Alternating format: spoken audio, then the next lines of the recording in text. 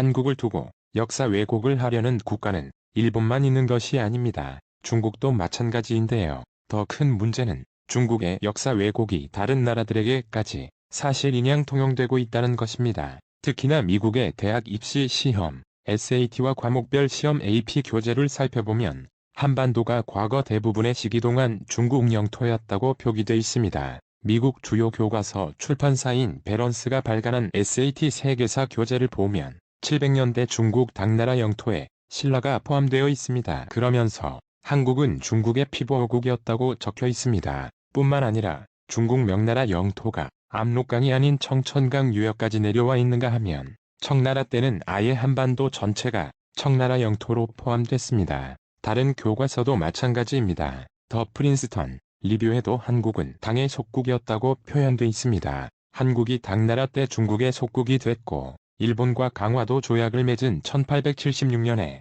중국으로부터 독립했다는 건데요. 이 교과서의 내용에 따르면 한국은 고대와 중세 내내 중국의 속국이었고 그러다가 일본 식민지를 겪었다는 이야기가 됩니다. 중국과 일본의 피지배를 받던 한국은 역사가 100년밖에 안 된다는 것인데요. 이렇게 왜곡된 역사가 교재에 자리 잡은 건 중국과 일본의 역사 왜곡에 기반을 둔 것이란 지적이 나오고 있습니다. 중국의 민족주의는 코로나 시대를 맞아 그 기세를 더하고 있는데요. 영토 문제를 넘어 역사까지 자신들의 구미에 맞게 바꾸는 작업을 진행 중에 있습니다. 중국에서는 최근 중화문명홍보공정이라는 거대 프로젝트를 진행하고 있는데요. 중국 역사의 우월성을 부각하고 그 역사 속에 한국의 역사가 속국화돼 있다라는 인식을 전 세계에 각인시키고 있습니다. 한국이 중국의 지배를 받았다는 인식을 얻는다면 중국의 위상이 한층 더 올라갈 것이라는 계산에서 기인한 행위들로 분석되고 있습니다.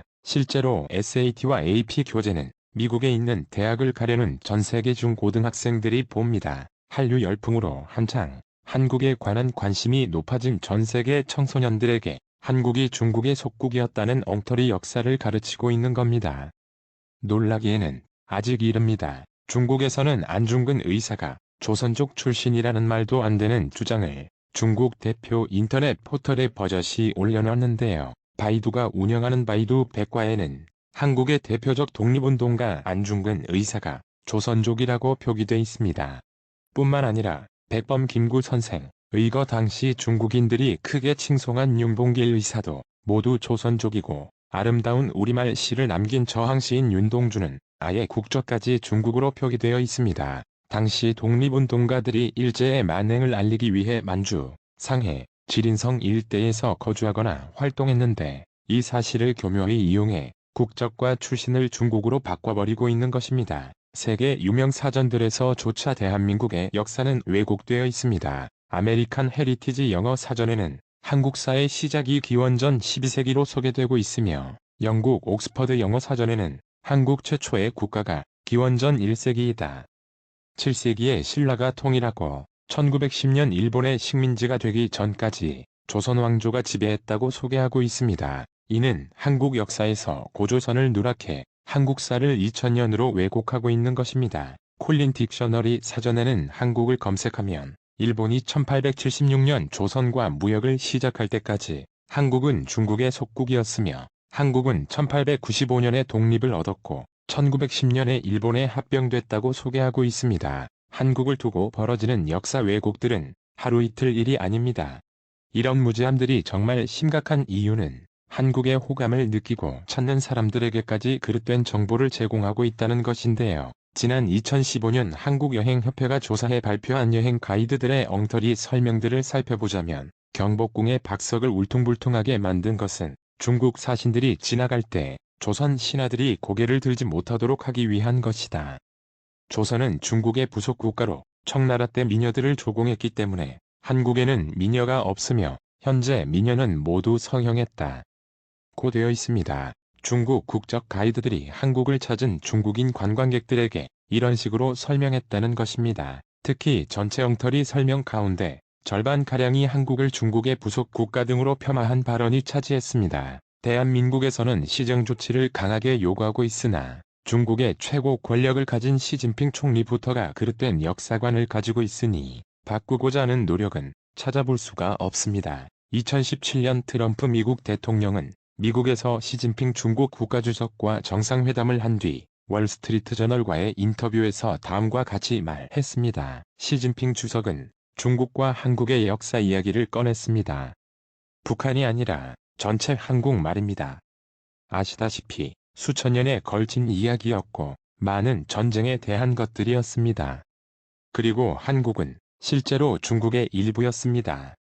나는 문제가 쉽지 않다는 것을 깨달았습니다. 그들이 엄청난 영향력을 갖고 있음을 강하게 느꼈습니다.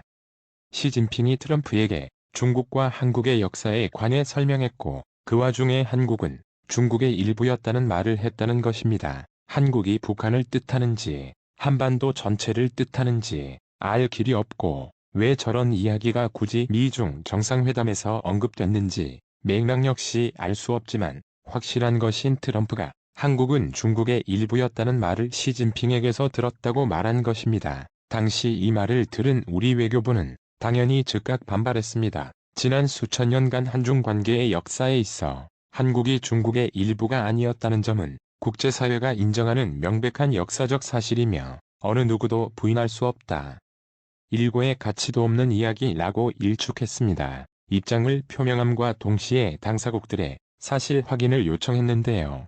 중국은 대충 어영부영 동문서답으로 일관하며 사태를 넘기려는 듯한 모습을 보였습니다. 트럼프 발언에 대한 질문이 나오자 중국 외교부 대변인은 한국민은 걱정할 필요가 없다. 관련 정황을 확인할 방법이 없다고 답했습니다. 중국은 이 문제에 대해 사실상 해명을 거부한 셈입니다. 지난 2000년대 초반부터 중국은 동북공정이라는 작업을 시작했습니다. 중국과 국경을 접하고 있는 동북쪽 변방 문화권의 역사를 중국의 역사로 편입시키려는 노력이었습니다. 그러면서 엄연한 한반도의 역사인 고구려와 발해도 그 대상에 포함시켰는데요. 향후 한반도가 갑자기 통일된다면 그 와중에 중국이 북한 영토 가운데 일부에 대해 영유권을 주장하기 위한 것으로 풀이되기도 했습니다. 19세기 말까지 중국은 공식적으로 한반도를 속방으로 간주하며 종주권을 주장했습니다. 실제로 이런 역사 왜곡은 중국의 땅 따먹기에 적극적으로 이용되기도 하는데요. 중국이 한때 독립국이던 신장 위구르의 동투르키스탄 공화국과 티베트를 침공해 자국 영토로 편입했을 때 내세운 근거도 이 지역이 청나라 때 자국의 일부였다는 것입니다. 역사 왜곡은 그대로 영유권 분쟁으로 이어지고는 합니다. 21세기 해양 실크로드 건설이라는 미명하에 추진 중인 1대1로 사업은 개발도상국의 인프라 건설을 지원하는 형태로 과거 중국이 조공국에 행하던 모습과 닮아 있습니다. 이를 통해 자국 중심으로 세계 질서를 재편하려는 것은 중화 패권주의 부활이라는 의심을 사기에 충분합니다. 일본의 독도 영유권 주장에 밀려 주목받고 있지 못하지만 중국은 공식적으로 한국의 이여도를 수행저우라고 부르며 자국의 배타적 경제 수용 내에 있는 영토라고 주장해왔고 관영 언론을 통해 한국 측 해양과학 기지에 대해 도서의 침략 점거라는 표현을 써왔습니다. 특히 2010년대 들어 이여도 해역의 중국 선박과 항공기 출현이 늘면서 분쟁의 조짐도 커지고 있습니다. 군 당국의 자료에 따르면 매년 중국 군용기의 한국 방공 식별 구역 무단 진입은 적게는 수십 차례에서 많게는 수백 차례에 달하는 것으로 나타나 상습을 넘어 거의 정례화돼버린 것으로 보입니다. 이여도는 제주도 남단 마라도에서 서남쪽으로 149km에 위치한 수중함초로 한국 정부는 2003년 이곳에 해양과학기지를 건설하고 시료 지배하고 있습니다.